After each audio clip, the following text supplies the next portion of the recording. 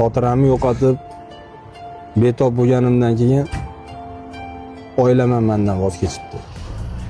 Hali ularning oldiga borib ularni ham qaytarishim kerak. Ancha odamdan, nechta yaqinlarimdan ko'nglim qoldi. Sen ham ishonchimni suiiste'mol qilmagin. Sendan iltimos. Kasal holatimda yana ozgina yurib turaman. Senga bitta topshiriq bor. O'sha menga zaharli giyoh bergan tabibni ertagayoq topdim. Tushunarlingmi? Juda ko'p tabiblarni surishtirdim. Topdim.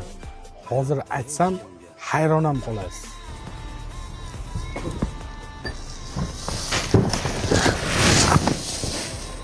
Mana juda ham yaxshi yarashdi. Endi so'qatmaysiz. Azizbek, Voy, Ayrajon. kechirganlar nima qilyapsizlar? Ketmadilarmi? Tomi ketgan boshlig'ingga to'n olib beribsan-da.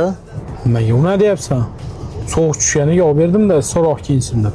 So'qat aytgan bo'lsa, uyga tashlab qo'ygin. Soat ham kech bo'lib ketdi. Bo'pti. Ertaga ko'rishamiz. Xitoyga ham boshqa odamni jo'natib turasan shekilli. Ozgina ishlarim chiqib qoldi. Bo'pti, muammo bas. Ana uyga tashlab qo'ygin.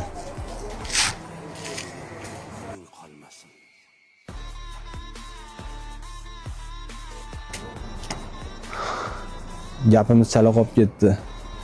Menga zahar bergan tabib kim ekan? Sizga zahar bergan tabib